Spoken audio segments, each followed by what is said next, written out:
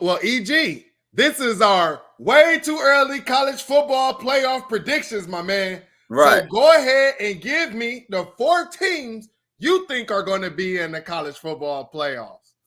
Well, of course, just by strength of schedule. Well, first of all, let me say Alabama, Ohio State, 1 and 2. But strength of schedule wise, I'm going to say Georgia might can make it as the number 4 seed. But that number 3 team is wide open. Maybe an ACC school can make it. Maybe a Clemson can slide in there with their quarterback being a veteran now. He struggled his first year and he hasn't looked like he's developed a lot, but maybe this year he put it together. Maybe another team from the ACC. Maybe Notre Dame finally gets it together this year and hold that ranking, because as we know, all year long, Notre Dame is top 5, top 10 team every single year. Yeah. Maybe this be the year Notre Dame can hold on to that ranking and be that number 3rd or that number 4th team, So it's between those type of teams. I got Clemson, I got Notre Dame. Those are my 2 teams that I feel like can ease up into one of those 4 spots, and maybe even a Miami because of where the ACC is right now. But I'll let you have your spiel because I know you feel good about Miami right now. So I want you to explain your top 4 and why. Yeah, so this was something that we did with Grant Long actually asked us when we had him on NMD Sports on talking about Miami. And if you haven't gone and checked that video out, you definitely should go check that video out. It's on our YouTube. Click the link and it's there.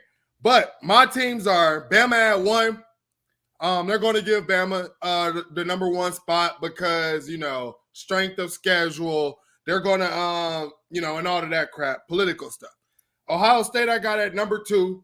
And then this is those new teams that you're talking about. I'm going to put Utah at 3. And a lot of people are saying, why Utah? I feel like Utah would have made the playoffs last year if they had went with the quarterback that they finished the season with, that they wouldn't have lost the games that they did in the beginning of the season. They would have been in the playoff. They returned a lot of production. And you got guys like that. A lot of people want to talk about their secondary in the Rose Bowl. It will get better. And you got guys like Clark Phillips, who in that Rose Bowl was making players. You're talking about Jackson Smith-Njigba might be the number 1 receiver in this upcoming draft. And he made Jackson Smith-Njigba fumble, So, I mean, I love Utah's defense, and I think that they're going to smack Lincoln Riley in the mouth. Lincoln Riley, they might be able to beat up on some teams who don't got a defense. But there's going to be teams like that they're going to face like Washington, who's always known to have a defense. They're going to face some teams like Utah, who's known to have some defense and will also keep the ball.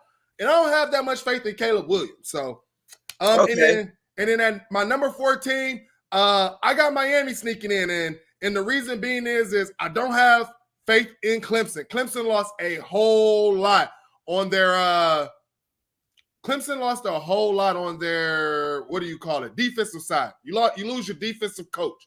You lose basically everything. Your quarterback development is getting so bad. You got your starting quarterback's dad out here speaking out publicly about how bad it was. So I got Miami, man. I like the Miami choice. I also like the Utah choice because what was Utah record last year, if I'm not mistaken? They lost 2 or 3 games. Yeah. And that's a team that's upcoming. And to hear you say, they haven't lost a lot of guys, I like that team because that team doesn't play a super hard schedule, but a team like USC isn't ready yet. They will not be ready this year. We know Lincoln Riley can do magic. He can work magic. Right. He can bring that offense from sugar to shine or whatever you want to call it. He can do that. But USC as a program, as a complete team, I don't know if they take that step next year. I'm not going to be high on USC for this first year or even the second year, if you ask me.